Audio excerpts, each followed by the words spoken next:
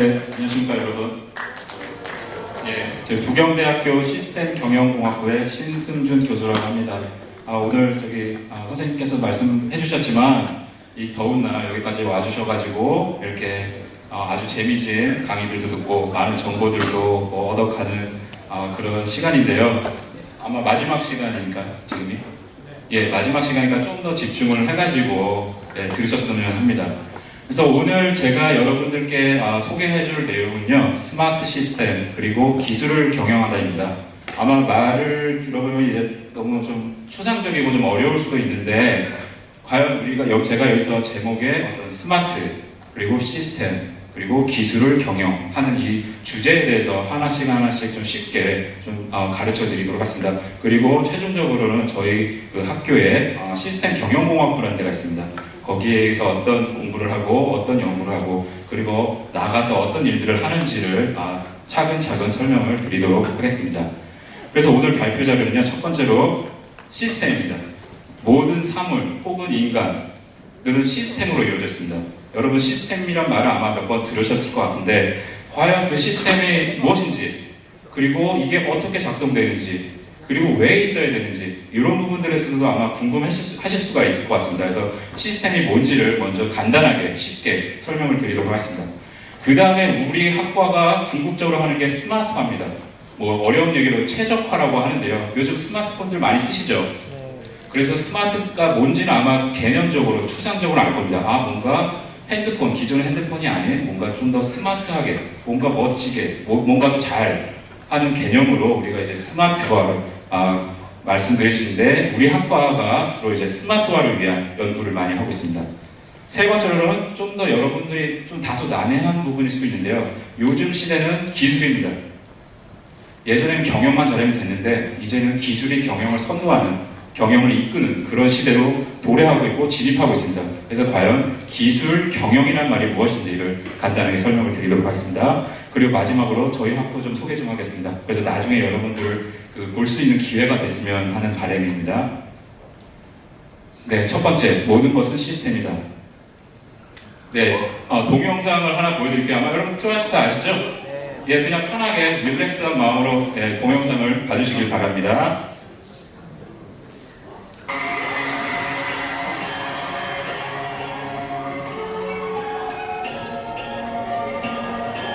3분 30초 정도 되니까요. 그냥 편하게 보세요. 이 트와이스가 이번 봄에 그 부경대학교의 봄 축제에 오신 거 아시나요? 알고 계시는 분들도 계신데 여기 와가지고 멋진 공연을 하고 갔습니다.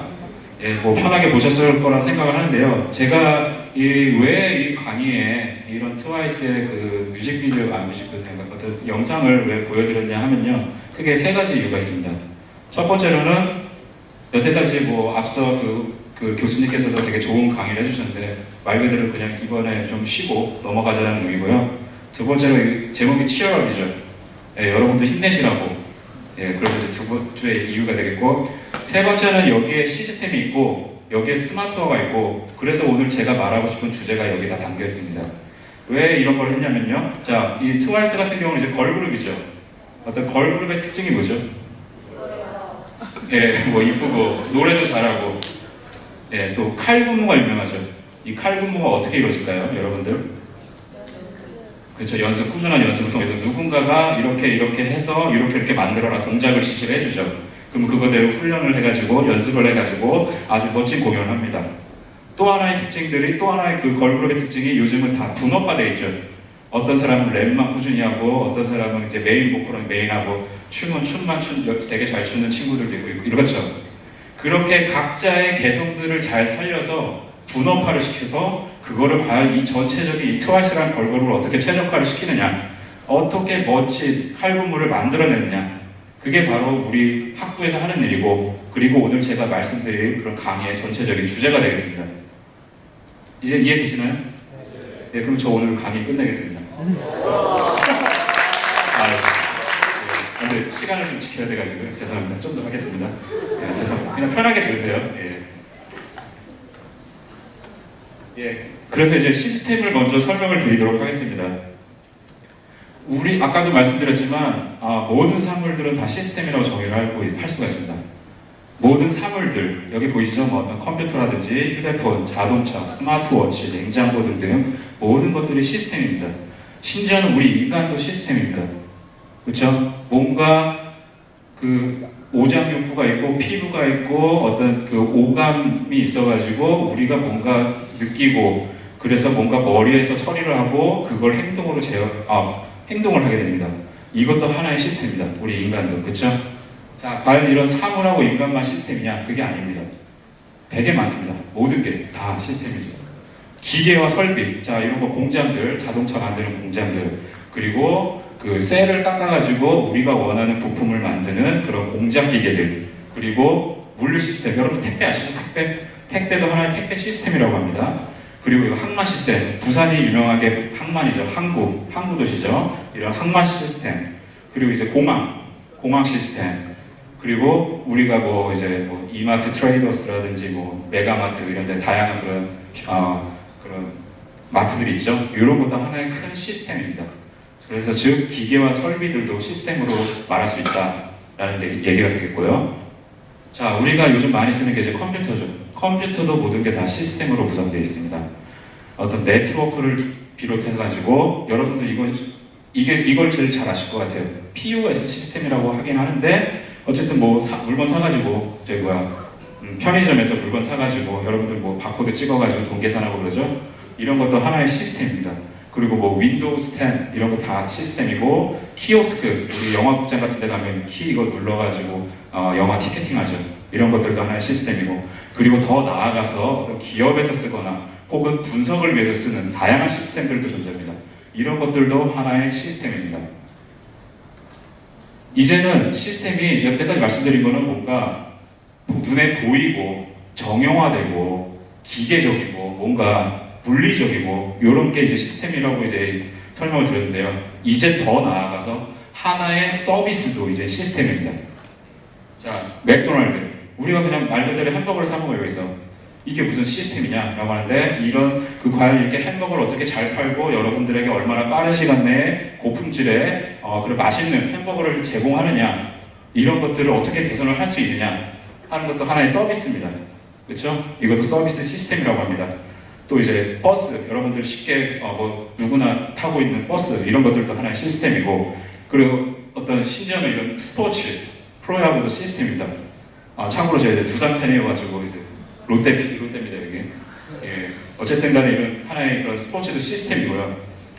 항공, 이것도 시스템이고 근육, 이제 리오올림픽 곧 개최되죠. 이것도 하나의 어떤 올림픽 거대한 시스템이고 또 호텔, 여러분들 이제 이번 휴가에 어디 놀러 가신다 하면 호텔을 이용하게 되면 이것도 하나의 시스템, 그런 시스템들을 사용하게 되는 겁니다. 또한 우리 교육, 여기 우리 학교 전경인데 교육 또한 하나의 서비스 시스템입니다. 과연 서비스라는 게 뭐냐면 어떤 무형의 가치라고 합니다. 눈에 보이지도 않고 우리가 뭐 이렇게 여기서 뭐 물건을 사는 것도 아니에요. 핸드폰을 사는 것도 아니고 어떤 우리가 돈을 내고 뭔가의 어떤 무형의 형태가 없는 가치를 얻죠 우리가. 예를 들어서 교육이라는 거 여러분들이 등록금을 내고 교육을 받습니다. 그래서 학습을 해서 더 나은 세상으로 나가게끔 그런 징검다리 역할을 하는 게 이제 하나의 교육 서비스 시스템이고 말 그대로 호텔도 마찬가지예요. 여러분들이 뭐 물건을 사는 게 아니죠. 호텔을 가면 여러분들이 숙박을 하고 거기서 제공되는 어떤 각종 편의시설들을 이용을 해서 여러분들의 어떤 형태가 없는 가치, 나 만족스럽게 잘 있었어 하는 그런 가치를 얻는 겁니다. 그것도 하나의 시스템입니다. 자, 그래서 이제 시스템이 전체적으로 뭔지 아시겠나요? 자, 좀 더 어렵게 얘기하죠. 시스템은 이렇게 구성되어 있습니다. 여러분들 한번 내 몸을 한번 이렇게 시스템화해가지고 한번 생각을 해보세요. 시스템이라는 게 뭐냐면은 둘 이상의 구성 요소가 어떤 공통된 목적을 달성하기 위해서 서로 유기적인 관계를 맺고 각자의 기능을 수행하는 하나의 전체라고 합니다. 이런 식으로 시스템을 정의할 수가 있는데요. 시스템을 이루는 게 뭐냐? 자, 이런 시스템이라는 게 있습니다. 이런 게 시스템이라는 게 있으면 그 시스템을 이루는 경계라는 게 있습니다. 경계. 과연 이 시스템이 어디 부분에 해당되고 어느 범위까지 포함을 하느냐 이런 것들을 정의를 합니다. 그리고 이 시스템 내부에서는 이 정의에서 마찬가지로 각자의 기능을 수행을 합니다. 이 내부에서는 뭔가 기능들을 할 수 있는 능력들이 있어가지고 각각의 기능을 하는 거죠. 자, 그러려면 이 시스템이 돌아가려면 뭔가 입력이 있어야 돼요. 자, 여러분들 몸에서 뭐를 먹어야지 힘이 나죠. 그래서 뭔가를 하죠. 머리 쓴다든지, 운동을 한다든지 이런 거 다 뭔가 먹어야 돼요. 그렇죠? 그게 바로 입력이죠. 자, 반대로 시스템은 출력이죠. 출력이 있습니다. 입력을 받으면 시스템이 뭔가 기능을 해서 출력을 합니다. 뭔가를 내보내죠. 퍼포먼스를 낸다고 하는데 성능을 내죠. 즉, 뭔가 여러분들이 식사를 했을 때 머리를 쓴다든지, 그리고 뭔가 행동을 해서 그림을 그려낸다든지, 혹은 대변이나 소변도 하나의 출력물이죠. 그렇죠? 이제 이런 것들 출력이 있습니다. 자, 그러면 이렇게 시스템이라는 게 입력이 있고 출력이 있는데 그걸로 다 되느냐? 물론 내부의 기능이 있지만 어떤 그 내부의 기능들을 제어하는 누군가가 이렇게 조정해주고 누군가가 제어하고 누군가가 명령을 내리는 그런 제어가 있습니다. 이런 제어가 필요하겠고, 그리고 이 시스템을 보다 더 원활하게 잘 움직이게 하기 위해서는요, 이런 도구가 필요합니다. 그래서 시스템이라는 건 이렇게 돼 있고, 어떤 이 시스템을 주변에 여러 가지 환경, 이런 것들을 이제 말 그대로 환경이라고 합니다. 그래서 시스템이다 하면은 시스템 내부에서 뭔가 기능을 하는 것들, 그리고 입력, 출력, 제어, 도구로 이루어졌다. 그리고 시스템의 경계가 필요하고 주변의 환경 요소로 이루어져 있다. 이렇게 이해를 하시면 됩니다. 그리고 모든 여러분들을 갖고 있는 사물들을 요거를 생각하시면서 한번 만들어 보세요. 그런 다이어그램을, 이런 그림을 만들어 보세요. 모든 게 거의 먹힐 겁니다. 그래서 쉽게 아까 보여드렸던 그 트와이스의 그 그룹을 한번 시스템화 해가지고 제가 그냥 간단하게 이렇게 한 겁니다. 그래서 예를 들어서 입력은 뭐멤버들이 있어야 되고, 뭔가 돈이 들어가야겠죠. 그리고 의상, 음악, 그리고 노래 연습 등등의 입력이 들어가겠고, 출력은 말 그대로 다 음악, 춤, 명예, 그리고 돈, 혹은 유행도 만들어내죠. 이런 것들이 하나의 출력물들이 될 수 있습니다. 그리고 이런 것들 시스템들이 원활하게 돌아가기 위해서는 누군가가 제어를 좀 해줘야 됩니다. 예를 들면 이제 프로듀싱, 엔터테인먼트에서 JYP랑 SM 엔터테인먼트 이런데, 그쵸? 그런 프로듀싱을 한 어떤 그 담당자들이 필요하고, 안무 감독이나 음악 감독이나 또는 의상 도우미들이 필요하겠죠. 그리고 이런 멋진 공연을 보여주기 위해서는 카메라들이라든지 어떤 음악을 만드는 그런 프로듀싱 기기들, 그리고 마이크나 조명장치 이런 것들이 도구로 들어갈 수 있겠죠. 그래서 어떤 트와이스라는 걸그룹을 시스템으로 봤을 때 우리가 시스템을 이렇게 구성할 수 있다라는 얘기가 되겠습니다. 예, 두 번째 토픽은 시스템을 스마트화하자는 내용이 되겠습니다. 자, 여태까지 제가 설명드렸던 건 시스템이고요. 그 다음에 과연 이 시스템을 어떻게 스마트화하는지 주로 우리 학과에서 하고 있는 연구가 되겠습니다. 자, 이거는 아마 여러분들이 아실지 모르겠는데요. 여러분들 스마트폰 세대죠? 옛날에 혹시 이런 핸드폰 보신 적 있나요? 아, 그래요? 그 부모님들께서 쓰셨나요? 본인들이 썼어요? 몇 학년 때인데? 초등학교 때 이런 거 썼어요? 아, 예. 부자시네요. 예. 어쨌든, 저는 모를 줄 알았는데. 자, 그러면 이 핸드폰의 진화 과정을 아시겠네요. 자, 우리가 이런 거를 보통 핸드폰이라고 부르죠. 그러다 어느 순간부터 우리가 스마트폰이라고 부르는 제품들이 나왔습니다. 그쵸? 자, 이건 옛날에 이제 벽돌폰이라고도 하는데, 스타텍 이거 되게 유명한 거죠. 예, 레이저텍인가 이것도 있는데, 어쨌든 간에 이것들 핸드폰들의 기능은 주로 전화를 하고 문자만 주고받는 역할에 중심적 그런 역할만 했죠. 근데 이제 아이폰이 나오면서 어떤 스마트폰 세대로 접어듭니다. 자, 어때요? 예전에 비해서 아까 말씀드렸지만 어떤 전화라든지 문자만 주고받는 그런 기기에서 이제 더 나아가서 전화 문자는 기본이고 다양한 기능을 수행하죠. 카메라 혹은 이제 이메일, 인터넷, 온갖 다양한 그런 활동들을 할 수가 있는 겁니다. 이제 더 앞으로 나아가서는 보다 이제 핸드폰들이 요즘 스마트폰들이 더 얇고 세련되게 나오고 보다 더 많은 기능들을 제공하고 보다 더 좋은 성능들을 내고 있죠. 이제는 더 나아가서 이제 플렉서블, 이렇게 접힐 수 있는 그런 스마트폰 세대가 스마트폰이 곧 나올 수도 있는 거고, 어쨌든 이렇게 점점 스마트폰으로 진화가 되고 있습니다. 자, 이 진화가 되는 이면에는 누군가가 보다 더 멋진 성능을 내기 위해서 뭔가 노력을 해서 이런 결과물을 만들어낸다는 겁니다. 그게 바로 이제 우리가 학과가 하는 일입니다. 자, 그래서 시스템의 스마트화라는 게 뭐냐 하면은 시스템을 더 멋있고 더 예쁘고 더 잘 작동되고 좀 더 어렵게 해서 체계적이고 효율적이고 효과적으로 개선할 수 없을까라는 문제에서 시작된 겁니다. 항상 인간은 기존의 현재에 머무르지 않고 보다 더 진화되기를 원하는 그런 습성이 있습니다. 그래서 이런 옛날 구석기, 신석기 시대 때부터 여기 현재 시대까지 온 거고요. 항상 개선을 하고자 하는 그런 꾸준한 활동을 합니다.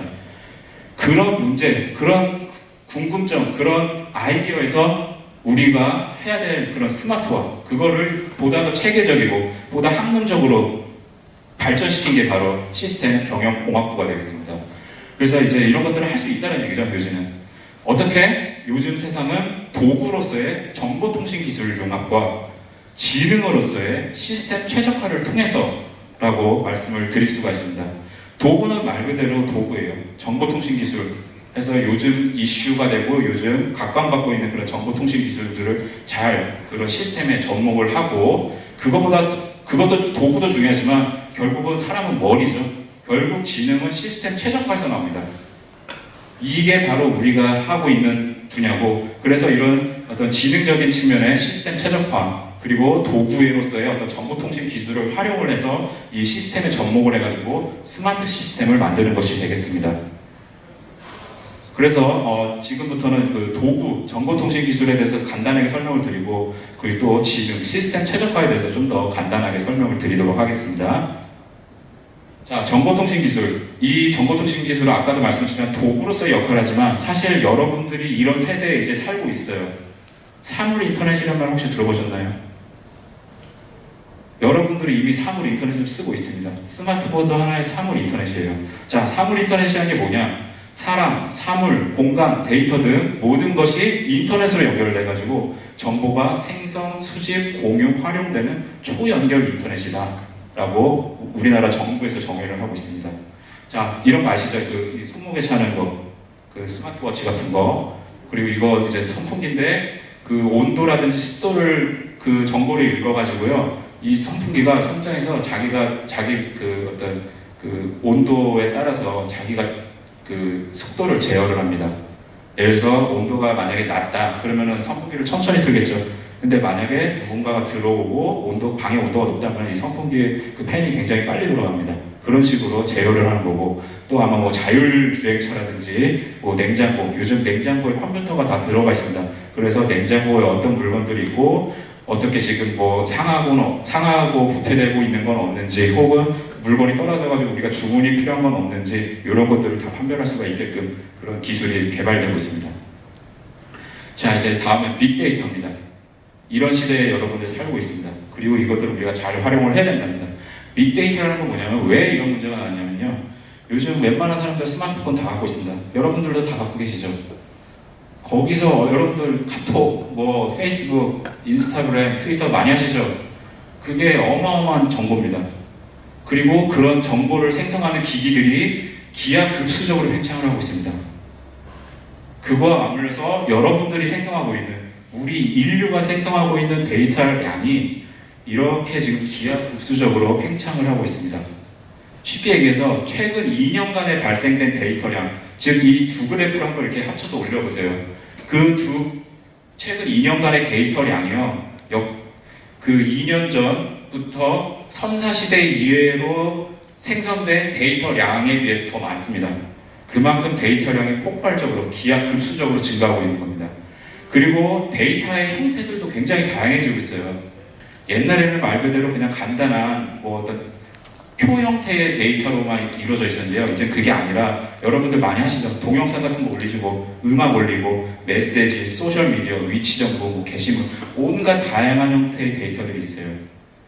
자, 이렇게 세상에 디바이스, 정보를 생성하는 그런 기기들도 많아지고, 데이터들도 많아지고, 데이터 형태들도 다양해졌어요. 근데 이런 것들을 잘 처리해서 뭔가 우리가 원하는 결과를 내야 돼요. 예를 들어서 그 아마존 같은 경우는 여러분들이 찾아보고 있는 그런 물건들에 의해서 다음에 뭘 살지 물건들을 추천해줘요. 개인적으로. 그런 거를 하기 위해서는 이런 많은 데이터들 중에서 어떤 의미 있는 데이터들을 추출을 해가지고 그거를 여러분들한테 보여줘야 돼요. 그런 것들을 해야 되는 그런 세상이고, 그리고 여러분들이 이미 이런 세상에 살고 있습니다. 다음은 이제 3D 프린팅입니다. 아마 3D 프린팅도 여러분들이 얘기를 들었을지 모르겠지만 이런 기술이에요. 이게 이제 3D 프린터 기계인데요. 여기다가 이제 어떤 금속 분말이라든지 혹은 이제 플라스틱 소재를 녹여요. 녹여서요. 이렇게 쭉 만든 다음에 굳혀요. 그 다음에 그 바로 위층에다가 또 그 녹여서 뭔가 물건을 만들고 붙여요. 계속 그런 반복적인 과정을 통해 가지고 이런 물건을 만들어내는 게 3D 프린팅 기술입니다. 예, 그래서 3D 프린팅을 통해 가지고 만든 다양한 이런 제품들이 존재합니다. 그래서 이제 저희 학과에서도 이제 3D 프린팅 기술을 이걸 사용해 가지고 여러분 그 학생들이 뭐 이런 3D 프린트 기반의 어떤 물건들을 만들어내고 그런 것들을 하고 있습니다. 자, 다음은 여태까지는 도구로서의 어떤 정보통신 기술을 설명을 드렸습니다. 도구이기도 하지만 여러분들이 이런 시대에 살고 있고 이런 시대에서 그런 기술들을 잘 활용해야 된다라는 게 하나의 주제였고요. 지금부터는 이제 시스템 최적화 기술에 대해서 말씀을 드리도록 하겠습니다. 말 그대로 어떤 지능으로서의 특히 우리 학과나 학부가 우리가 더 집중적으로 하고 있는 연구 분야가 되겠습니다. 그래서 이 분야가 워낙 다양해요. 너무 많아가지고 이걸 다 일일이 설명드리면 여러분들이 너무 지루하실 것 같고 어려우실 것 같아가지고 여기서 대표적인 그런 기술들, 시스템 최적화 기술들 몇 개만 선별을 해서 설명을 드리도록 하겠습니다. 자, 시스템 최적화 기술이라 함은 시스템을 설계하고 구현할 때 다양한 과학적, 수학적, 공학적 기술과 기법, 테크닉이라고 하는데 기법을 적용해서 시스템이 최상의 성능을 내도록 이루어지는 기술입니다. 자, 앞선 그 예시에서 그 트와이스라는 걸그룹이 자 이렇게 9명으로 구성되어 있더라고요. 몰랐는데 자 어쨌든 각자의 개성을 살리면서도 전체의 통일성이 있고 잘 짜여진 구성을 통한 완성도 높은 노래와 안무와 의상을 제공하죠. 만약에 어떤 통일성이 없다면 이 사람들이 다 각자 능력이 뛰어나요. 그렇죠? 근데 각자 논다고 생각해보세요. 그러면 어떤 멋진 그런 공연을 볼 수가 있을까요? 힘들죠. 힘들겠죠. 자, 그래서 바꿔 말해서 개별 시스템의 성능을 최적화하면서도 전체 시스템의 성능을 최적화하여 원하는 목표를 달성하는 게 바로 시스템 최적화 기술이 되겠습니다. 자, 시스템 최적화 기술의 가장 대표적인 기술이요, 통계입니다. 여러분 여러분 통계 배우시나요? 확률과 통계 배우시죠? 그쵸? 그래서 이거를 준비했는데요. 이거 다 아시죠? 이게 뭐죠, 이게? 네, 정규분포 맞습니다. 자, 평균과 표준 편차에 의한 어떤 표준분포, 정규분포라고 하는데 이런 것들이 실제 현장에 많이 쓰여요. 예를 들어서 물건을 만들어야 되는데 예를 들어서 내가 이걸 만들어야 돼. 이게 이 길이가 10cm여야 되는데요. 실제 제조해서 만들다 보면 정확히 10cm가 안 나옵니다. 온갖 여러 가지 이유에 있어서 10.003, 뭐 10.4, 뭐 9.888 막 이런 식으로 나옵니다. 과연 그런 데이터를 가지고 우리가 수집을 해서 과연 이게 올바르게 제조하고 있느냐 혹은 그르게 제조하고 있느냐 이런 것들을 판별해야 됩니다. 바로 그게 통계 기술입니다. 그리고 요즘 시대는 더 나아가서요. 그래프도 이렇게 쉽게 안 보여주고요. 더 예쁘고 더 멋있게 보여줘요. 이거를 어떤 시각화 인지라는 어려운 말이 있는데 어쨌든 여러분들이 이렇게 어떤 딱 보면은 알 수 있을 정도로 아무리 초보자라도 딱 보면 이게 그래프가 의미하는 게 뭐구나라고 쉽게 이해할 수 있을 정도로 어떤 그런 다양한 그런 기술들을 적용을 해가지고 이런 시각화 인지 기술들을 많이 활용을 합니다. 이게 바로 이제 어떤 우리가 주로 공부하고 있는 어떤 통계 부분이 되겠고요. 다음은 이제 데이터 마이닝입니다. 아마 이 말은 좀 생소하실 것 같은데요. 쉽게 얘기하면요. 금광에서 금을 캐듯이요. 데이터에서 유용한 지식을 캐는 게 바로 데이터 마이닝입니다. 아까 빅데이터에서 설명을 드렸지만 데이터가 어마어마하게 많이 생성이 되고 있어요. 거기서 어떤 의미 있는 뭔가 유용한 지식을 캐는 게 굉장히 어려워요. 그럼에도 불구하고 우리는 계속 해보는 거죠. 캐서 뭔가 진짜 생각지도 않았던 그런 유의미한 지식을 캐는 게 바로 데이터 마이닝입니다. 특히 왜 더 각광을 받고 있느냐? 이거 아시죠? 알파고. 여러분들 아마 학교에서 어떤 그런 충격을 받았을지는 모르겠는데요. 이게 우리나라 그 사회에 던진 그 충격이 대단합니다. 바둑이라고 하는 인간계의 그런 그 능력이 우수할 줄 알았던 그런 바둑이라는 영역 또한 이제 컴퓨터가 이길 수 있다라는 그런 메시지를 전달해 주죠. 그래서 인공지능 이런 것들이 과연 이제 어떤 데이터 마이닝 영역에 많이 활용이 될 수 있고 앞으로도 계속 진화될 그런 상황에 직면해 있습니다. 다음은 최적화 이론입니다. 뭐 수학적인 부분이 나오는데요. 이 최적화 이론이라는 거는 실제 시스템의 현상을 단순하게 표현해가지고 이를 수식화해서 최적해를 구하는 그런 기술입니다. 여러분들 고등학교 그 과정에 이거 배우나요? 이거 선형계획법이라고 해가지고 왜 이렇게 1차 그 그래프가 두 개 있어가지고 어떤 가장 끝점 찾고 하는 거 이런 거 배웁니까? 안 배웠나요? 저 때는 배웠던 것 같은데 아마 고3 때 배우나? 네, 어쨌든 간에 이런 기술들이 있는데요. 되게 최적화하는 기법들은 되게 다양합니다. 그리고 수학적으로도 복잡하긴 합니다. 그런데 결국은 이런 기술들이 최적해라고 하는, 즉 가장 좋은 성능을 내거나 뭔가를 가장 낮게 쓸 수 있는 그런 그 딱 포인트, 이런 점을 찾아내는 거죠. 그러면서 이게 제조 현장에서도 쓰일 수 있고 서비스에서도 쓰일 수 있고 다양한 부분에 쓰일 수 있는 기술이 되겠습니다. 그래서 이런 것들도 우리가 많이 연구를 하고 있습니다. 다음은 혁신적인 제품 개발과 제품 제조입니다. 제품 개발이라는 건 말 그대로 물건을 만들어내는 거예요. 요즘 뭐 이런 시대라고도 얘기하죠. 아이디어 싸움의 시대라고. 과연 얼마나 혁신적인 제품을 개발해서 만들어내느냐, 그게 바로 그 키 이슈입니다. 그걸 이제 디자인 사고라고 하는 그런 개념을 적용해가지고 물건을, 다양한 어떤 창의적인 물건들을 만들어내죠. 그래서 소비자 욕구를 만족하기 위해서 제품 개발 단계에서 디자이너의 감수성과 사고방식을 적용하는 컨셉을 적용해서 디자인, 제품 개발에 많이 활용을 하고 있습니다.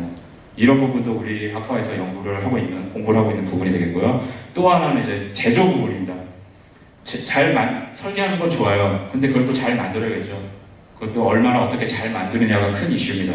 그래서 이런 부분들을 이제 개선하기 위해서 혁신적인 그런 공장을 만들기 위해서 스마트 공장이라고 불리는 그런 거대한 프로젝트를 정부에서 수행을 하고 있습니다. 이게 이제 4차 산업혁명 시대에 어떤 부응하기 위해서 정보통신 기술들을 제조 분야에 융합해가지고 지능형, 혁신형, 그리고 자율형 공장을 만들어내는 것들이 되겠습니다. 그래서 이런 부분도 많은 연구를 하고 있습니다. 다음은 이제 기술을 경영하다입니다. 이건 아마 여러분들이 조금 어려울 수가 있어요. 다만 그냥 어떤 교양이나 상식 차원에서 좀 알아주셨으면 합니다. 옛날에는 대부분 경영이 우선시됐고 경영하는 거에 따라서 회사의 존폐가 갈렸어요. 근데 요즘은 기술입니다. 기술의 중요성이 매우 커짐에 따라서요, 기술과 경영이 서로 연결되는 그런 시대가 왔습니다. 자, 그래서 옛날에 경영학과 있죠. 경영학과에서 옛날 전통적인 경영에 대해서 중심을 두고 공부를 했는데 이제 기술이 점점 중요해짐에 따라서 기술을 자체를 경영을 하는 그런 학문 분야가 생겼습니다. 그래서 이 기술 경영이라는 거는 그 기업 경쟁력 강화를 위해서 엔지니어링, 경영학, 과학 등에서 도출된 지식을 결합하여 기술과 경영 능력을 획득하기 위한 분야입니다. 즉 기술이라는 영역과 경영이라는 영역을 합친 거죠. 예전에는 경영 따로 기술 따로 있었는데 그 두 개를 합친 것이 되겠습니다. 그리고 저희 학교에서는 이제 기술경영 전문 대학원, 여러분들은 당장 학부로 가겠지만 추후에 나중에 그 학부를 졸업하고 이런 대학원이 있다라는 걸 아시면 되겠습니다. 그래서 이제 기술 경영의 목적은 결국 가치 창조입니다. 돈을 버는 건데요. 회사의 어떤 목적은 돈을 버는 건데 그렇게 요즘 얘기 안 합니다. 돈 버는 게 목적이라고 얘기하면 무식하다고 합니다. 가치 창조 혹은 지속 가능성 확보, 이런 좀 더 고급진 말을 쓰는데요. 어쨌든 간에 그런 기술, 상품 그리고 사업의 가치 창조를 위한 게 바로 기술 경영이다 라는 것을 아시면 되겠습니다. 그리고 이제 이거는 이제 대학원의 어떤 수업 과정이에요. 그래서 여러분들이 일일이 다 보실 필요는 없는데 어쨌든 제가 여러분들한테 던지고 싶은 메시지는요, 기술이라는 게 있어요. 그렇죠? 기술이라는 게 있는데 기술을 기획하고 획득해서 이거를 한번 사업화해보고 싶지 않으세요? 그래서 자기만의 어떤 스타트업 회사, 자기만의 벤처 기업, 자기만의 대기업을 만들어보고 싶지 않나요? 그런 질문이 있으면 이런 부분을 공부하는 것도 좋습니다. 더불어서 정보통신기술 융합을 통해가지고 어떤 산업 혹은 기업의 리더가 되고 싶지 않으세요? 그러면 이런 부분, 다양한 그런 연구 부분들을, 수업 부분들을 들으시면 많은 도움이 될 거라고 생각을 합니다. 예, 마지막으로 우리 학교 시스템 경영공학부 소개를 하도록 하겠습니다. 예. 자, 시스템 경영공학부가 뭐냐? 좀 어려우실 거예요. 근데 산업공학이라는 말 혹시 들어보셨나요? 그렇죠. 산업공학은 아마 옛날부터 많이 써가지고 아시겠는데 사실 산업공학과 자체도 좀 어려워요. 정의하기가. 예, 하지만 요즘 우리는 시스템 경영공학부라고 불리는데요. 이렇게 진화가 되었습니다. 예전에는 산업공학이라고 그래가지고요. 말 그대로 그 적용 대상이 아까 보였던 어떤 제품이나 어떤 제조 시스템, 물류 시스템 이런 것들이 적용 대상이었고요. 주로 이제 공학 분야를 연구를 했습니다. 그러다가 이제는 아까도 말씀드렸지만 기술이 굉장히 중요해짐에 따라서 그거를 기술을 효율적으로 경영해야 된다 그런 마인드가 생겨가지고 이제 산업 경영공학으로 진화가 됐습니다. 그러니까 산업 플러스 경영 플러스 공학입니다. 그래서 기존의 적용 대상은 유사하되 공학과 경영의 개념이 이제 합쳐진 거고요. 더 나아가서 이제 시스템 경영공학이라는 게 생겼습니다. 즉 서비스라는 부분이 시스템화돼서 이게 우리가 연구해야 할 대상으로 들어옴으로써 우리가 보다 더 포괄적으로 공부를 해야 된다는 얘기죠. 그래서 기존의 적용 대상 플러스 어떤 서비스 시스템이나 공공 시스템 또는 금융 시스템들을 포함을 하고 나아가서 어떤 공학 분야라든지 경영 분야까지 우리가 포괄적으로 공부를 하고 있는 게 바로 시스템 경영공학입니다. 그래도 시스템 경영공학은 산업공학에 뿌리를 두고 있다라고 생각을 하시면 되겠습니다. 그리고 이거는 이제 저희 학부장님께서 정의하신 시스템 경영공학의 정의입니다. 궁서체입니다. 여러분 아시죠? 궁서체? 네, 저도 최근에 알았습니다. 궁서체입니다. 한번 읽어보세요. 인간, 물자, 설비, 정보, 에너지 등으로 구성된 시스템을 체계적으로 분석하고 목적에 적합하도록 설계하여 능률적인 운영과 합리적인 개선을 통한 원가 절감과 효율 향상을 추구하여 궁극적으로는 고객 만족을 극대화하기 위한 총체적인 시스템의 최적 설계 및 운영을 지향하는 학문이다. 멋있죠? 예. 자, 시스템 경영공학 분야는 다음과 같습니다. 전통적으로 산업공학에서는 생산 시스템 공학, 최적화 공학, 인간 공학, 정보 시스템 공학이라는 걸 연구를 했습니다.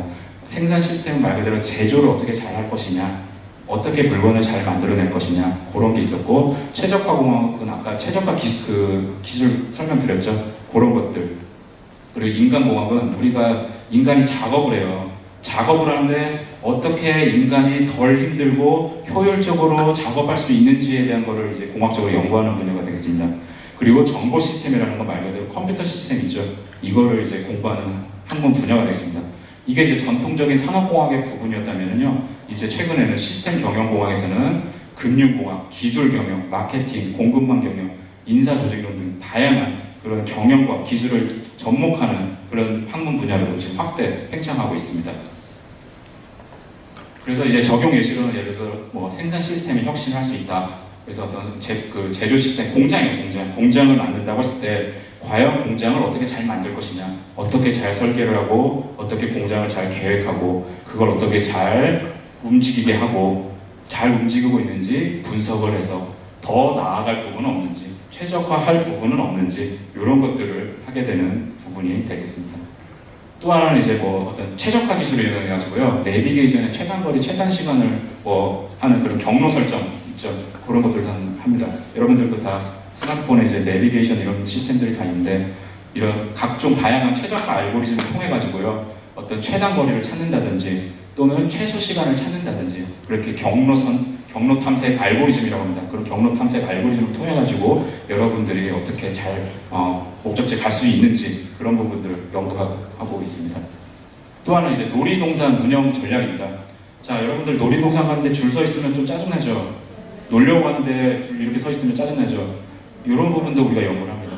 어떻게 이런 이런 놀이기구들을 잘 설계를 하고, 동선이라고 하죠, 동선. 어떻게 동선을 잘 만들고, 어떻게 이렇게 대기 시간을 가장 줄일 수 있는지, 그럼으로써 어떻게 고객에게 가치를 제공해 줄 수 있는지, 그런 부분도 연계를 합니다. 이게 하나의 서비스인데요. 결국은 이런 서비스도 시스템화 해가지고 그 가장 효율적이고 최적화된 그런 놀이동산을 만들고 구현하는 그런 부분도 저희가 하고 있습니다. 자, 앞으로 산업공학과 전성시대라고 얘기를 하고 있습니다. 이건 일간지에서 나온 얘기인데요. 공학이라는 오케스트라의 지휘자, 산업공학과 CEO가 뜨고 있다고 합니다. 여러분들 보시면 아시겠지만 굉장히 쟁쟁한 그런 CEO들이 다 산업공학과 출신입니다. 카카오톡 김범수 회장이나 의장이나 임지훈 대표이사 다 산업공학과 출신이고요. 팀쿡 아시죠? 애플 CEO. 애플 CEO도 산업공학과 출신입니다. 자, 공대에서는 비주류로 통했다고 합니다. 옛날에는. 네, 뭐 틀린 말은 아니에요. 근데 왜 이제 산업공학과가 뜨고 있냐? 융복합 시대의 최적의 리더십을 갖고 있기 때문이다. 자, 기계공학과는 기계에 대해서 굉장히 잘 알아요. 전자공학과는 전자공학과에 대해서 굉장히 잘 알아요. 근데 기계 요즘 어때요? 기계와 전자가 합쳐져 있죠. 요즘 자동차, 기계 시스템만 있나요? 아니죠. 모든 전자장비들이 다 그 자동차에 안에 있어요. 그러면 기계하고 전자가 있는데 다들 잘하는 거는 잘하지만 결국 이 두 개를 어떻게 잘 짬뽕시켜서 어떻게 더 잘 만드느냐, 그걸 누가 할 수 있느냐? 바로 우리가 할 수 있다는 겁니다. 그렇기 때문에 요즘 같은 세상, 이런 융복합 시대라고 얘기를 하는데, 이런 융복합 시대에 우리 과가 굉장히 각광받고 있고 전성시대라고 얘기를 할 수 있습니다.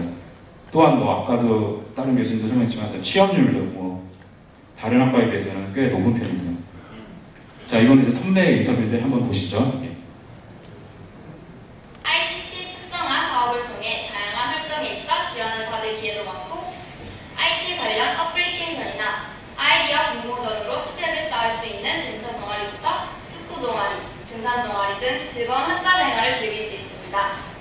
새로운 도전, 다양한 경험의 기회를 가질 수 있는 시스템 경영공학부로 오세요. 예, 선배의 인터뷰였습니다. 예, 뭐 선배 꽤 예쁘죠? 네. 예, 우리 과에 이렇게 예쁜 선배도 있고 되게 멋있는 선배, 남자 선배도 많이 있습니다. 예, 진짜입니다. 왜냐하면 우리 과가 그냥 굉장히 좀 소프트하다 그러나? 좀 그래요. 다른 기계과나 뭐 그런 기계하면 약간 좀 터프하잖아요. 근데 우리 학과는 굉장히 좀 소프트합니다. 그리고 문과생들이 들어올 수 있는 유일한 공대입니다. 공대 학과입니다. 아마 문과생들도 있을지 모르겠는데 예, 그렇게 올 수 있습니다. 물론 좀 더 공학적인 공부를 해야겠지만 그래도 문은 열려있는 학과입니다.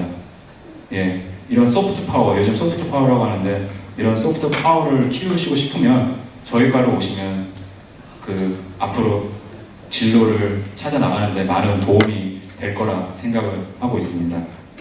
그리고 이게 이제 3D 프린터 저희 교육용 장비입니다. 그래서 이렇게 여러분들이 오셔가지고 3D 프린팅터를 이용을 해가지고 직접 물건을 만드실 수도 있습니다. 예, 이게 마지막 장입니다. 예, 여러분들 뭐 경청해 주셔서 감사하고요. 그리고 저희 학부는 지금 12분의 교수님이 계십니다. 다른 학교에 비해서 좀 꽤 많은 교수님들이 계시고요. 일단 다들 이렇게 인정하시고 온화하시고 굉장히 좋은 성품들을 갖고 계십니다. 그래서 여러분들이 오시면 아마 이 교수님들께서 따뜻하게 맞이해 주실 것 같고요.